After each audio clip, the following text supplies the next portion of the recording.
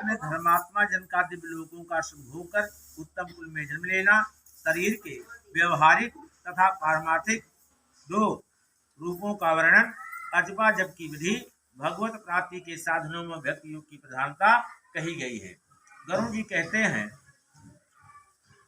कि हे नारायण, धर्मात्मा व्यक्ति स्वर्ग के भोगों को भोग कर पुनः निर्मल कुल में उत्पन्न होता है। इसलिए माता के गर्भ में उसकी उत्पत्ति कैसी होती है, इस विषय में आप कहिए। हे करुणानिधे, पुण्यात्मा पुरुष इस देह के विषय में जिस प्रकार विचार करता है वह मैं सुनना चाहता हूँ। भगवान कहते हैं कि हे गरुड़, तुमने ठीक पूछा है। मैं तुम्हें परम गोपनीय बात बताता हूँ, जिसे जान लेने मात्र से मनुष्य सर्वज्ञ हो जाता है। शरीर के पारमार्थिक स्वरूप के विषय में बतलाते हैं, जो ब्रह्मांड के गुणों से संपन्न है और योगियों को द्वारा धारण करने योग्य है। इस पारमार्थिक शरीर में जिस प्रकार योगी लोग खट चक्र का चिंतन करते हैं और ब्रह्मरंध्र में सच्चिदानंद स्वरूप ब्रह्म का ध्यान करते हैं, वह सब भगवान गुरु से कहते हैं कि पुण्यात्मा जीव पवित्र आचरण करने वाले लक्ष्मी संपन्न गृहस्थों के घर में जैसे उत्पन्न होता है, उसके पिता एवं माता के विधान तथा नियम जिस प्रकार होते हैं, उनके विषय में भगवान कहते हैं कि स्त्रियों के ऋतुकाल में 4 दिन तक उनका त्याग कर देना चाहिए, उनसे दूर ही रहना चाहिए। उतने समय तक उनका मुख भी नहीं देखना चाहिए, क्योंकि उस समय उनके शरीर में पाप का निवास रहता है। चौथे दिन वस्त्रों सहित स्नान करने के अनंतर वह नारी शुद्ध होती है तथा 1 सप्ताह के बाद पितरों एवं देवताओं के पूजन अर्चन तथा व्रत करने योग्य हो जाती है। 1 सप्ताह के मध्य में जो गर्भधारण होता है, उससे मलिन मनोवृत्ति वाली संतान का जन्म होता है। अर्थात इस समय अगर ब्राह्मण के यहाँ भी पुत्र उत्पन्न होता है तो वह शूद्रवत बुद्धि वाला होता है। प्रायः ऋतुकाल के 8वें दिन गर्भाधान से पुत्र की उत्पत्ति होती है। ऋतुकाल के अनंतर युग्म रात्रियों में गर्भधान होने से पुत्र और आयुग्म विषय अर्थात विषम रात्रियों में गर्भाधान से कन्या की उत्पत्ति होती है। इसलिए पूर्व की 7 रात्रियों को छोड़कर युग्म रात्रियों में ही समागम करना चाहिए। स्त्रियों के रजोदर्शन से सामान्यतः 16 रात्रियों तक ऋतुकाल बताया गया है। 14वीं रात को गर्भाधान होने पर गुणवान, भाग्यवान और धार्मिक पुत्र की प्राप्ति होती है। प्राकृतिक जीवों अर्थात सामान्य मनुष्यों को गर्भाधान के निमित्त उस रात में गर्भाधान का अवसर प्राप्त नहीं होता। 5वें दिन स्त्री को मधुर भोजन करना चाहिए। कड़वा, खारा, तीखा और गर्म भोजन से दूर रहना चाहिए, जिससे गर्भाशय औषधि का पात्र हो जाए और उसमें जिस संतान का आगमन हो वह सुरक्षित रहे और स्वस्थ रहे। तांबूल खाकर, पुष्प और श्रीखंड से युक्त होकर तथा पवित्र वस्त्र धारण करके मन में धार्मिक भावों को रखकर पुरुष को सुंदर शैया पर पुत्र के लिए संवास करना चाहिए। गर्भाधान के समय पुरुष की मनोवृत्ति जिस प्रकार होती है, उसी प्रकार के स्वभाव वाला जीव गर्भ में प्रविष्ट होता है। स्त्री के गर्भाशय में शुक्र और शोणित के संयोग से पिंड की उत्पत्ति होती है। गर्भ में आने वाला सुकृति पुत्र माता पिता को परम आनंद देने वाला होता है। पुंसुमन आदि समस्त संस्कार किए जाते हैं। पुण्यात्मा पुरुष ग्रहों की उच्च स्थिति में जन्म प्राप्त करता है। ऐसे पुत्र की उत्पत्ति के समय ब्राह्मण बहुत सारा धन प्रदान करते हैं। ब्राह्मण बहुत सारा धन प्राप्त करते हैं। वह पुत्र विद्या और विनय से संपन्न होकर पिता के घर में बढ़ता है और सत्पुरुषों के संसर्ग से सभी शास्त्रों में पंडित संपन्न हो जाता है। वह तरुणा अवस्था में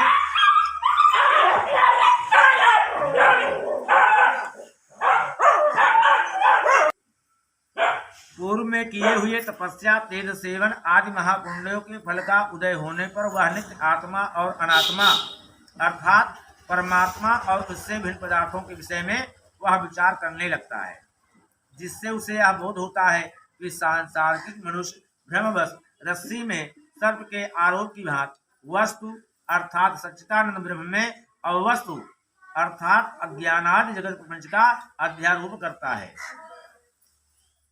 तब अपवाद से रस्सी में सर्प की भ्रांति के निराकरण पूर्व रस्सी की वास्तवता के ज्ञान के समान ब्रह्म रूपी सत्य वस्तु में अज्ञानता जगत प्रपंच की मिथ्या प्रतीत के दूर हो जाने पर ब्रह्म स्वरूप सत्य वस्तु का सम्यक ज्ञान हो जाने पर वह उसी सच्चिदानंद ब्रह्म का चिंतन करने लगता है। सांसारिक पदार्थ रूप असत या अनात्म पदार्थों से अन्वित होने वाले इस ब्रह्म के संग रहित शुद्ध स्वरूप के सम्यक बोध के लिए भगवान कहते हैं कि इसके साथ अनविनत या संबंध प्रतीत होने वाले पृथ्वी आदि अनात्म के अर्थात पंचभूतों आदि के गुणों को कहते हैं कि पृथ्वी जल अग्नि वायु तथा आकाश ये स्थूल भूत कहे जाते हैं। यह शरीर इन्हीं पांच भूतों से बनता है, इसलिए पांच भौतिक कहलाता है। नारायण ने कहा कि हे गरुड़, त्वचा, हड्डियां, नाड़ियां, रोम तथा मांस ये पांच भूमि के गुण हैं। लार, मूत्र, वीर्य, मज्जा तथा पांचवा रक्त ये पांच जल के गुण कहे गए हैं। योगियों के द्वारा सर्वत्र क्षुधा, तृषा, आलस्य, निद्रा और कांति ये पांच गुण तेज के कहे गए हैं। सुकुड़ना, दौड़ना, लाघना, फैलाना तथा चेष्टा करना ये पांच गुण वायु के कहे गए हैं। शब्द, छिद्र, गांभीर्य, श्रवण और सब संशय ये पांचों गुण प्रयत्न पूर्वक आकाश के समझने चाहिए। पूर्व जन्म के कर्मों से अधिवासित मन, बुद्धि, अहंकार और चित्त यह अंतःकरण चतुष्ट कहा जाता है। कान, जिह्वा, नेत्र, नासिका ये ज्ञानेन्द्रियां हैं तथा वाक, हाथ, पैर, गुदा और उपस्थ ये कर्मेंद्रियां हैं। दिशा, वायु, सूर्य, प्रचेता और अश्विनी कुमार ये ज्ञानेन्द्रियों के तथा वहिन, इंद्र, विष्णु, मित्र तथा प्रजापति ये कामेंद्रियों के देवता कहे गए हैं। देह के मध्य में इड़ा, पिंगला, सुषुम्ना, गांधारी, गजजिह्वा, पूषा, यशस्विनी, अलंबुसा, कुहू और शंकनी ये 10 प्रधान नाड़ियां हैं। प्राण, अपान, समान, उदान तथा व्यान, नाग, कूर्म, त्रिकल, देवदत्त और धनंजय ये 10 वायु शरीर में रहते हैं। हृदय में प्राण वायु, गुदा में अपान वायु, नाभिमंडल में समान वायु, कंठ देश में उदान वायु, संपूर्ण शरीर में व्यान वायु व्याप्त रहते हैं। उदगर अर्थात जो डकार आती है उसमें नाग वायु होते हैं। जिसके द्वारा उन्मीलन होता है वह कूर्म वायु होता है। त्रिकल नामक वायु क्षुधा को उद्दीप्त करता है। देवदत्त नामक वायु जम्भुवायु उत्पन्न करता है। सर्वव्यापी धनंजय वायु मृत्यु के पश्चात भी मृत शरीर को नहीं छोड़ता। ग्रास के रूप में खाया हुआ अन्न सभी प्राणियों के शरीर को पुष्ट करता है। उस पुष्टिकारक अन्न के सारांशभूत रस को व्यान नाम का वायु शरीर की सभी नाड़ियों में पहुंचता है। उस वायु के द्वारा भुक्त आहार 2 भागों में विभक्त किया जाता है।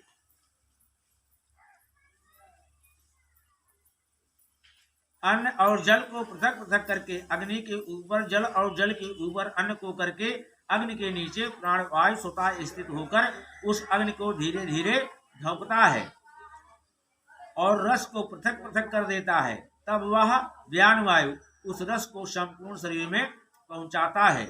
रस से पृथक किया गया मल शरीर के कर्ण, नासिका आदि 12 छिद्रों से बाहर निकलता है।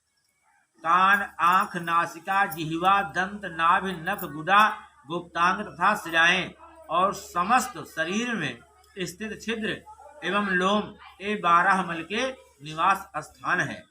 जैसे सूर्य से प्रकाश प्राप्त करके प्राणी अपने कर्मों में प्रवृत्त होते हैं, उसी प्रकार चैतन्यांश सत्ता प्राप्त करके ये सभी वायु अपने अपने कर्म में प्रवृत्त होते हैं। भगवान कहते हैं कि नरदेह के 2 रूपों के विषय में सुनो, एक व्यवहारिक तथा दूसरा पारमार्थिक। भगवान कहते हैं कि हे गरुड़, व्यवहारिक शरीर में 3.5 करोड़ रोम, 7 लाख केश, 20 नख तथा 32 दांत, सामान्यतः बताए गए हैं। इस शरीर में 1000 पल मांस, 100 पल रक्त, 10 पल मेदा, 70 पल त्वचा, 12 पल मज्जा और 3 पल महारक्त होता है। पुरुष के शरीर में 2 कुड़व शुक्र और स्त्री के शरीर में 1 कुड़व अर्थात रज होता है। संपूर्ण शरीर में 360 हड्डियां कही गई हैं। शरीर में स्थूल और सूक्ष्म रूप से करोड़ों नाड़ियां हैं।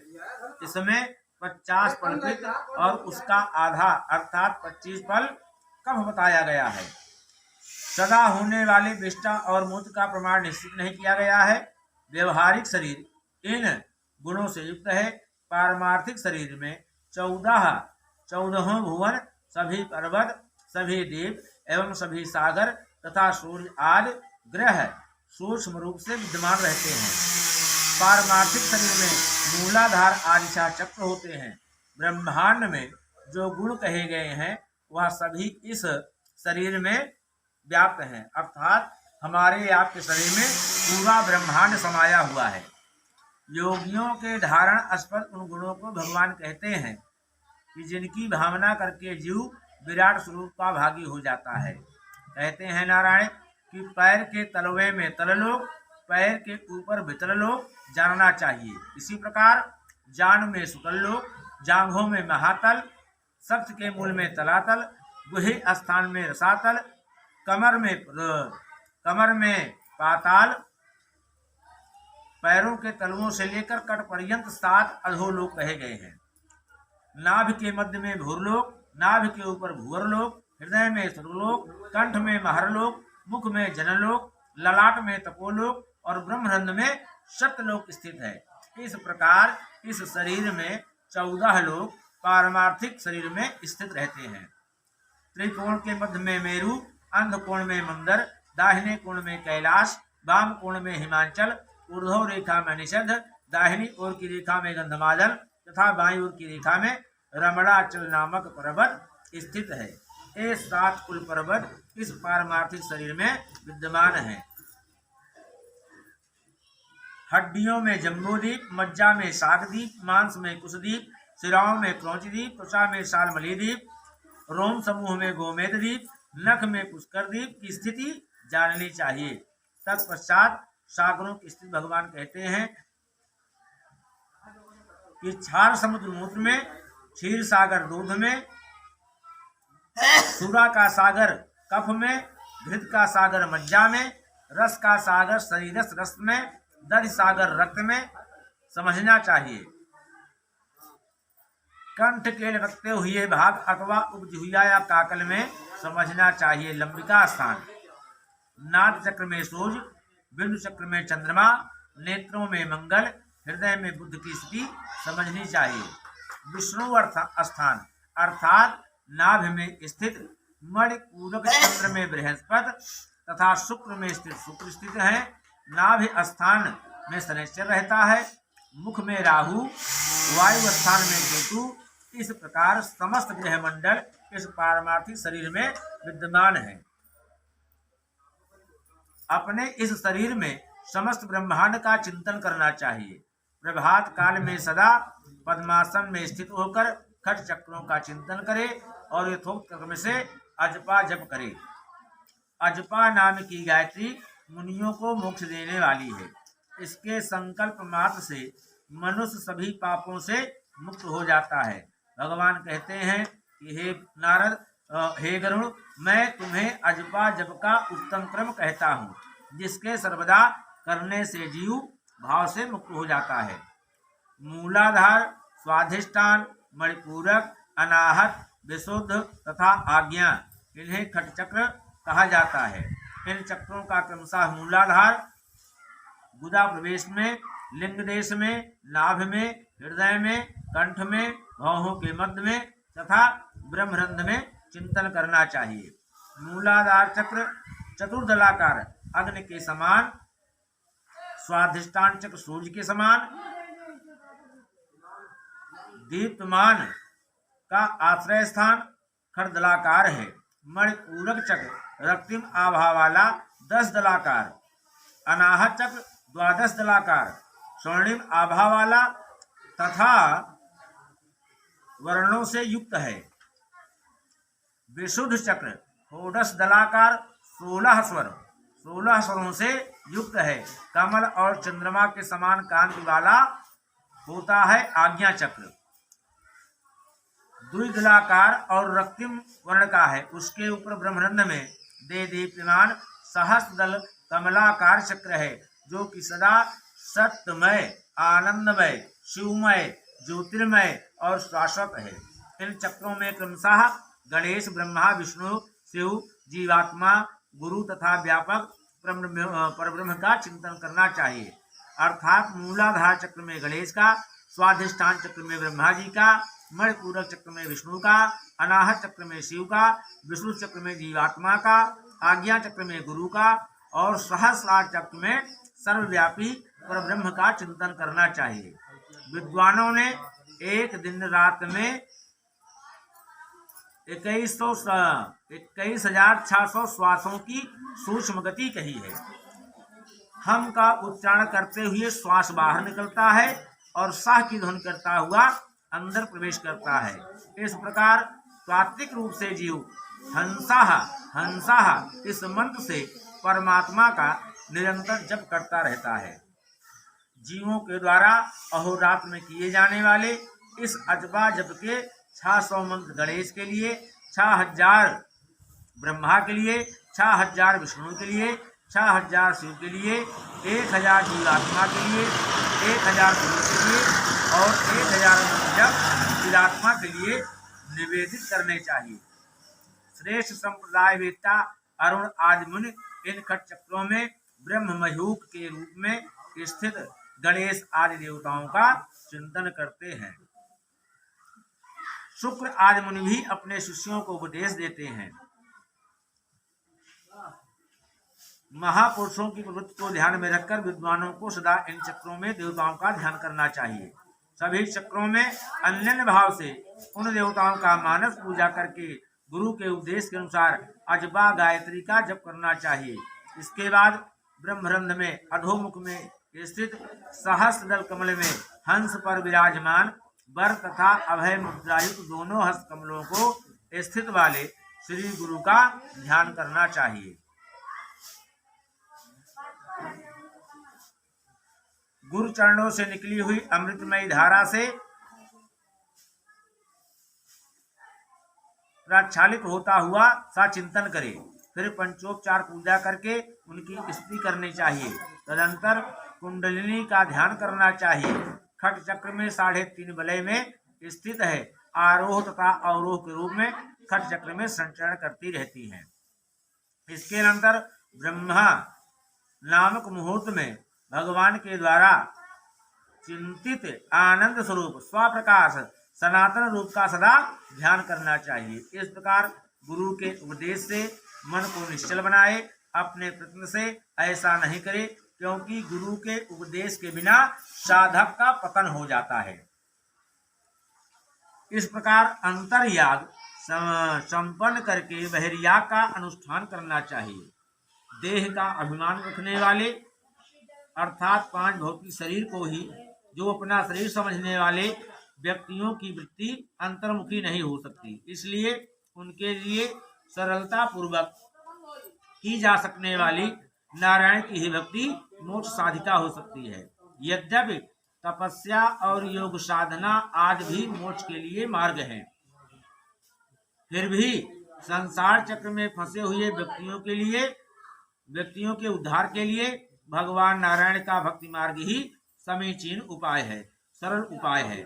ब्रह्मा आदि देवों ने वेद और शास्त्र का पुनः पुनः विचार करके 3 बार यही सिद्धांत सुनिश्चित किया है कि नारायण की भक्ति करके ही भव सागर को पार किया जा सकता है।